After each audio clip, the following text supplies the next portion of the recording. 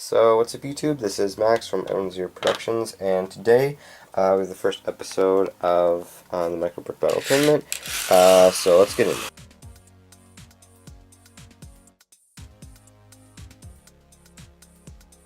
Alright, so I have around 13 vehicles and 10 artillery pieces, I think, including the Anzio Annie. My brother has, I'm going to be playing as Germany, and my brother is going to be playing as Japan, so he has a bunch of Hagos, there's a few Chihas, I think. A couple of Otsus and 4 TKs. And artillery. So he is going to be acting on the offensive, and I'm going to be acting on the defensive. So we have everything placed. I've got 2 Panzer IVs, 2 Martyrs, 2 Wesps, 2 Panzer IIs, and 2 Stug 3s, along with 3 Kuba wagons, like 6 of those Nebelwerfers, 2 of whatever, I forget what that is exactly, some type of artillery, of course the one Anzio Annie, and they're placed moderately throughout the table, and then these are all reserve. Over here, a little more than half looks like it's not reserve.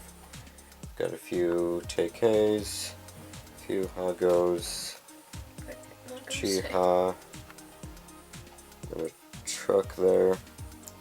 Western Reserve. So Philip started by moving forward 3 of his 4 Hagos that are not reserve. But the only thing he can see so far with a clear line of sight is just this Panzer II. So that's going to be pretty difficult, but that's really the only thing you can see. So we're going to start with that. This Panzer II lives on to see another day. I just moved my 2 Panzer IIs forward just a little bit. It seems to be that their line of sight is, yeah, it's pretty restricted. So if I were to move them on a different axis, I'd be able to maybe see something more, but that's, yeah, there's nothing there. This Panzer II had a clear line of sight to that Hago over there, and a slightly restricted line of sight to that one. So I removed 1 attack point for that one, but I left that one the same, and I targeted both of them with those 2 Nebelwerfers. I think there's a Nebelwerfer there, and then a Nebelwerfer there, and then I took care of it. I would like to try and attack the west, and one of your Panzers. The Panzer II. Well, actually, I'll try and attack both of the Panzer IIs also. So you have to roll 5 or higher. I rolled a 10. Okay, so that one is done. Dang. I can't really flip over all that well. We've got the Wesp and the other Panzer II. The other Panzer II. 4. That one's safe. And the Barely. Wesp has 3 defense points, so you have to roll 6 or higher. So I moved one of the Panzer IIs forward, and then the Panzer IV that's all the way over there.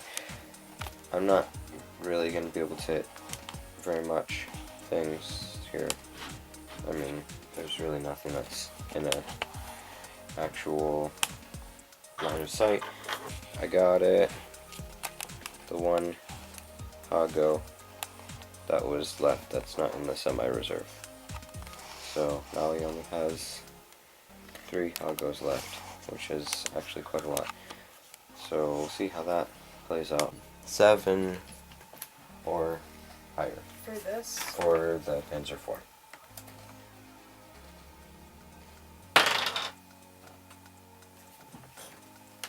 Is that a 9? That's a 6. It's 7 or higher. I know, it's a 6. Yes. Your Panzer 4 is saved. 5 or higher. 5 or higher.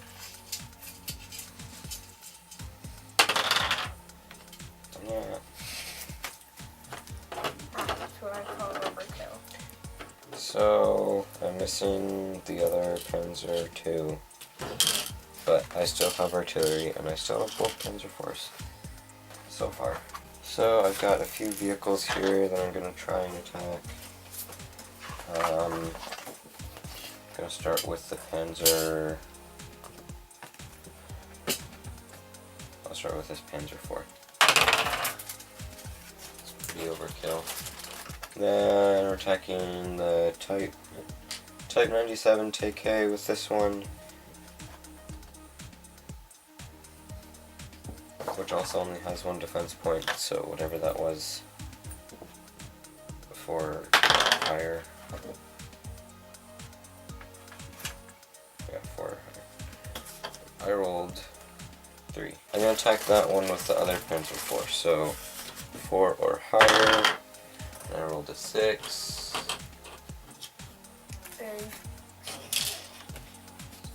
And then I can see the Chiha with the Panzer 4 I have here, but I'm going to attack it using the Nebelwerfer, which has 5 attack points. Well, it has 4 attack points because of the view, the line of sight rule. 7 or higher. I rolled a 4. The Chiha lives to see another day. So pretty typically I got rid of these 2 tanks. But I was not able to get that one, and I attacked it twice. Would have been able to attack it like 4 times. I lost my 2 Panzer 4s. I lost them to this artillery piece. But no more artillery pieces are coming. The tank, or the truck is just sitting there. So we'll see what I can do this round. Philip moved in one of the Type, I don't know what it is, Type 92, 100 and something. I think it's a 105mm howitzer. Using the truck, and then he moved the Chiha forward just a little bit, but that's the only thing you can see. This is a great tactic, another tactic you can use for just, like I was talking about in last week's video, with using the light tanks to kind of swarm, and then to use them to act as kind of like spotters. You can use them to act as spotters and then swarm them from behind, like, I guess, any type of defensive mechanism ever, and just use all of your artillery. So then you're, like, that's what I just did here. I targeted that Hago with like 5 or 6 different pieces of artillery. And then with those 5 or 6 pieces of artillery, I also targeted that Chiha over there. And I only used, I think it was that Kugelwagen and that Kugelwagen there as spotters. And then I was able to use the rest of the artillery to attack them, and they didn't. So this is a example of swarming, kind of. You have this one Kugelwagen there, and there's that one truck, and there's 8 artillery pieces. So you've got 1, 2, 3, 4, 5, 6, including the Marder, 7, and 8.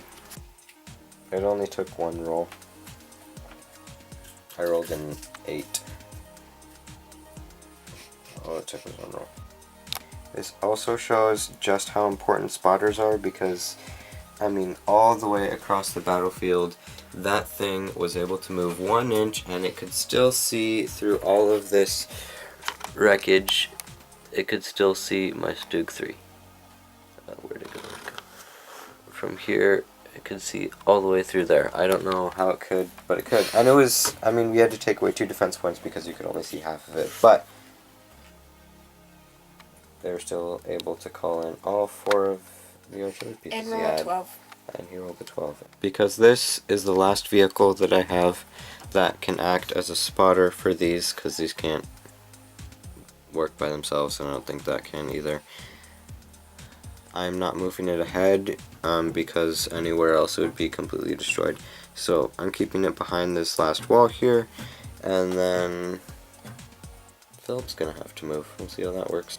This is really difficult for me because I only have the one vehicle, and that's the only one vehicle I can move. But if I move anywhere in the next turn, at least one of those vehicles would be able to move and sight me and then take me out completely with all 4 of those artillery units. So Philip won. He was able, this thing was sticking out just a little bit, the back of the Wesp.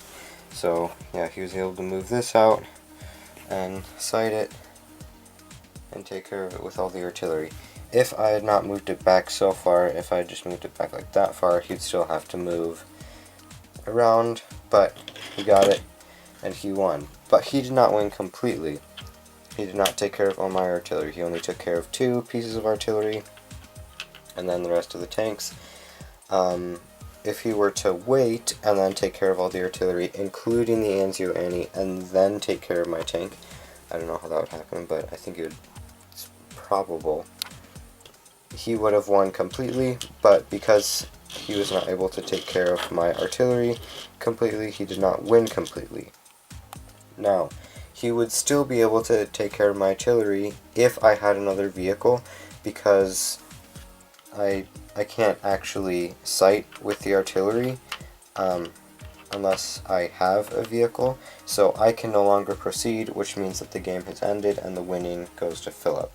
So yeah, Philip won. There's definitely a lot to talk about for this one. So the next video that is a part of this session will be just a strategical breakdown, tactical breakdown of this video, and then after that we'll move on to the next Micro Brick Battle game. So I will see you then.